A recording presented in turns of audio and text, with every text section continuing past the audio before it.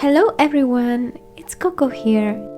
Today I am going to do a painting with some art supplies that Fila Spain very kindly sent to me, along with a note from Iria who proposed this collab, which said that they hoped that these supplies would contribute positively to my journey as an artist. There have been indeed some things in this box that I have found kind of game-changing for me, and I have made changes to my sketch preparing routine and my value studies before painting, and it's all been thanks to this small exercise of trying to create a piece using as many of these supplies as possible. Thank you again for offering these supplies to me. I hope you all will enjoy the result, but first let's unbox the supplies. First of all, I checked out the brushes. There's something really exciting about trying new brushes, and all the ones that they sent me belong to the Aqua Elite series. One of them was a very nice and flexible quill type, and the others were a set of round, flat and angle brushes that will be very useful for my painting. Next is a selection of graphite pencils that come in a very lovely metal tin case. Those of you who watch my streams regularly probably notice that I really dislike metals that oxidize fast and have a smell, but this tin is completely unscented and seems pretty durable. It gets my approval. Moving on to the Saunders Waterford paper block of cold press fine grain 300 GSM cotton acid-free paper. This is my favorite paper in the whole market of watercolor paper, and I am constantly using it, so I was very happy to receive a block in a bigger size than usual because I have been planning to move on to bigger canvases lately. The MaimeriBlu watercolors are of a brand that I had been curious about for a good while. I had some pens from this brand on my wish list, but I had not seen their discovery sets, which I think are a great option if you want to get familiarized with watercolor paint in general, as I always recommend to try out the artist-grade materials, especially when you're learning the ropes of the medium, because they are rich in pigmentation and are much easier to work with, so we'll see how these perform. The colors included in the Discovery set surprised me because you can tell that they are curated to achieve a very harmonious palette. I hadn't seen green gold or Payne's grey in a starter set before, so I was particularly excited about painting with these. The pencils, as I explained to my patrons in the in-depth review that I wrote about these supplies when I first tried them out, come in a variety of hardness, but they seem pretty similar to me. I actually happen to really appreciate this, since I dislike smudging graphite, so if you're looking for highly pigmented graphite, this might not be for you, but in my case, they are perfect for my process. Here we have a closer look at the brushes, and the comparison with the ones that I already had. I found it very cute that the protective brush cap was accidentally shaped like a heart. The pencils are super lightweight and they have a matte finish to them.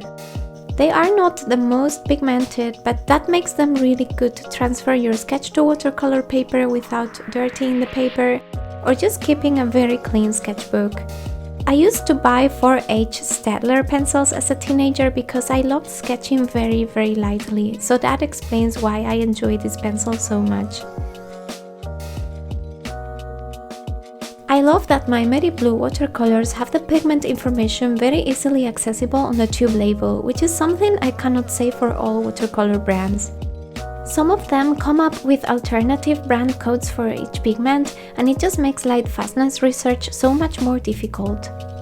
The pigments on these colors are rated excellent light fastness, and that is something that I always need to test personally, because at this point so many watercolor brands have broken my heart with false promises of light fastness, and I won't believe it until I see it with my own eyes. But I can say that the rich pigmentation is very promising, it's very rich, and the colors just look so vibrant even in mixes. The granulation and the blooming of the pigments, especially that of ultramarine blue, makes this set a very whimsical and charming selection of colors.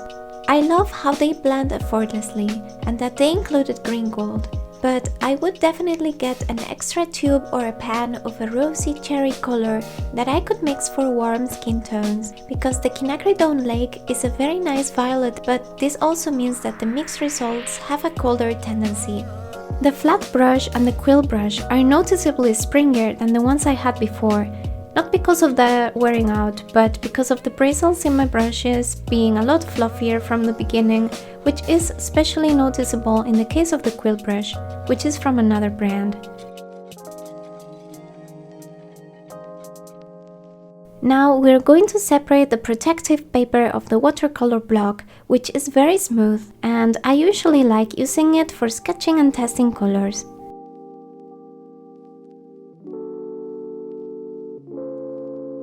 I did some organic doodles of flowers and grass until my brain started coming up with an idea. I started playing with the idea of an adventurer magician who has the mission to carry a wizard cat to safety, so together they are traversing through the wildflowers on a journey to a safe place where they are very decisively headed towards.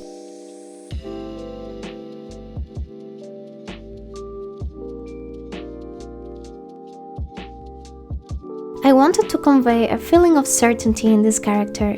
She's someone that you can trust with a very important mission, and you can be sure that this team that they have formed is smart and strong enough to get safely to their destination.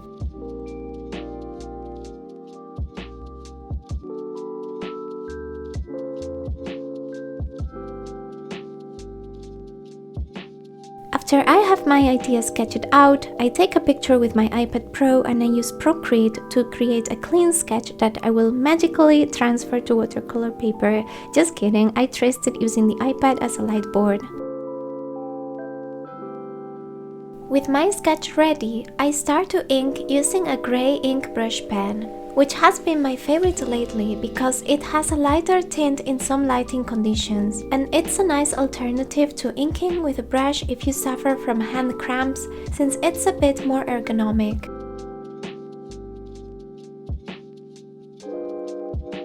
Because of the color selection included in the starter set not being very warm, I used a color from my own watercolor palette to paint the skin of the character, and then I started painting the greenery using the MaimeriBlu colors, starting with the flowers and leaves that were in the foreground, which I think sometimes is the most fun part to paint.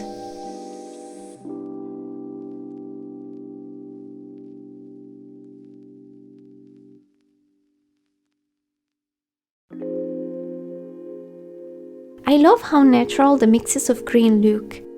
The good thing about green gold is that it brightens up any greenery and can be modulated with other colors like the Payne's grey or the ultramarine to create very rich, very deep green hues that contribute to that feeling of being lost in nature on a journey through plants and grass that you can almost perceive the scent of when you look at these colors.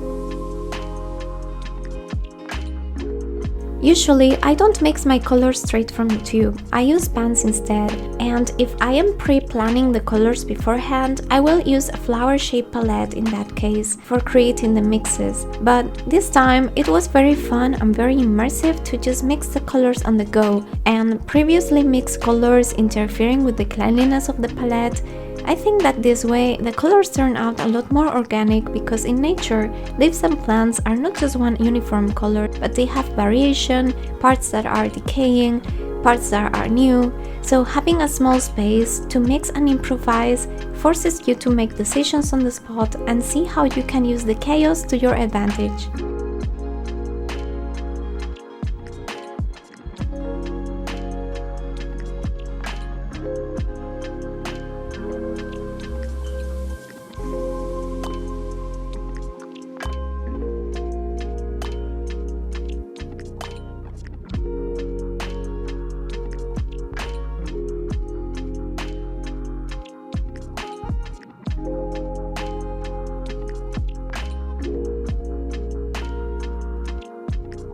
For the hat of the cat, I used a little bit of mauve pastel color because after doing some testing that I have to lift from the paper afterwards, I decided that it was best to include hints of mauve and cherry red to balance out all the green. I wouldn't trade the quinacridone lake that is included in this set for another color, but it would be lovely if it included a cherry red or an orange that could be used to balance the green gold out.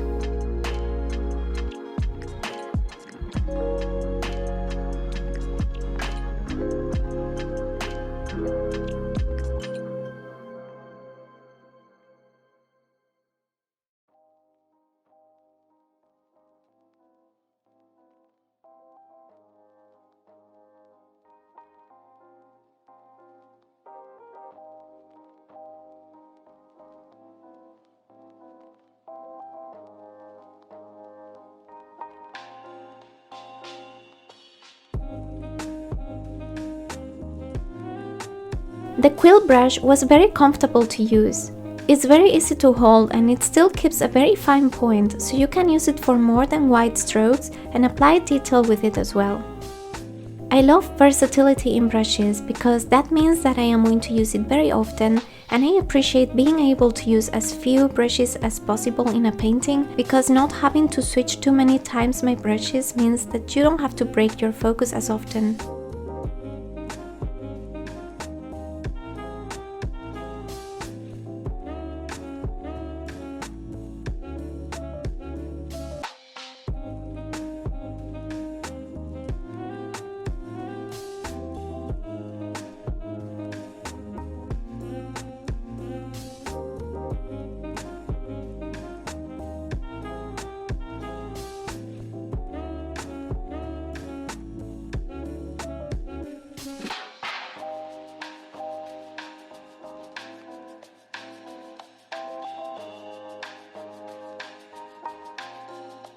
I made a stop from watercoloring to apply color with pencils.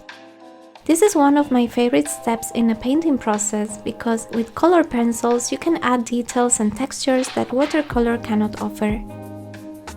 I love the look and the feel of a smooth watercolor wash, but I also really enjoy adding little dabs of other colors, often using very vibrant and contrasting hues to add those details. It has become a part of my painting style, and it's something that I just find a lot of joy in doing.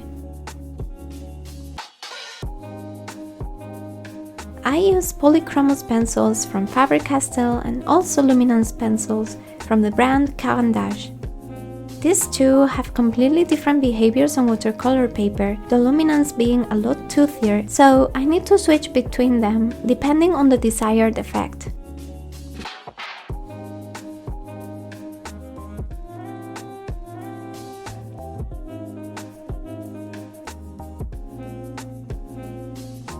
After I am done adding details with the pencils, I go back to watercolor so that I can achieve more contrast and a sense of finished painting that I was not having yet. I knew that there was still a long road ahead, so I started by adding deeper contrast to areas of shadow in the grass, between the flowers, behind the characters, and so on.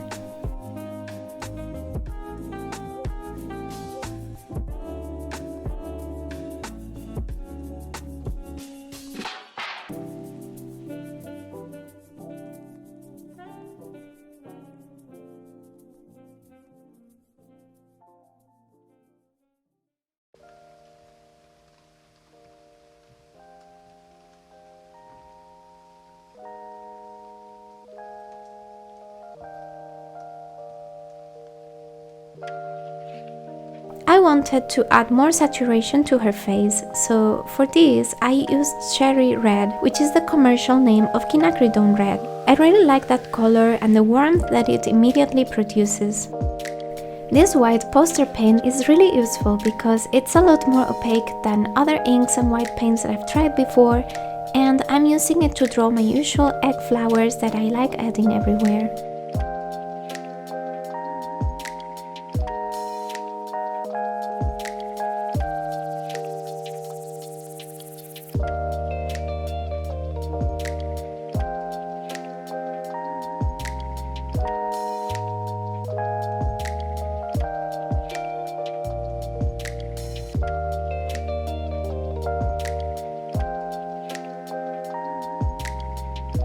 I keep adding details and walking away from my canvas from time to time, because it's really important to look at your painting with fresh eyes. Something that also helps a lot is flipping your canvas when you're working digitally, or looking at the painting on a mirror or in your camera viewfinder if you can, because it also adds a new perspective.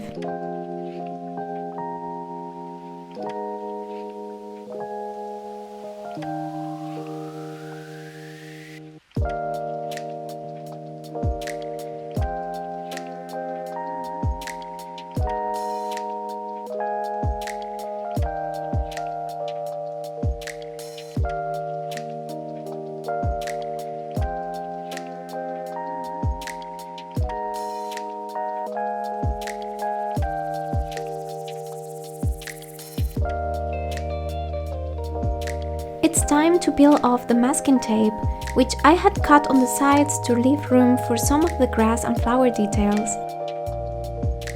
This is also one of my favorite steps, and I think it's a pretty universal favorite. I really enjoyed working with these supplies, and I want to thank Fila and Iria again for this collab. I will link the in-depth review that I uploaded to Patreon in the description box. By the way, prints of this work are also available in my shop. You will also find them in the description. If you enjoyed this video, don't forget to give it a thumbs up to support the channel and subscribe if you haven't already. Click the bell and be notified the next time I upload a video. I'm already looking forward to the next one. Thank you so much for watching. Bye bye!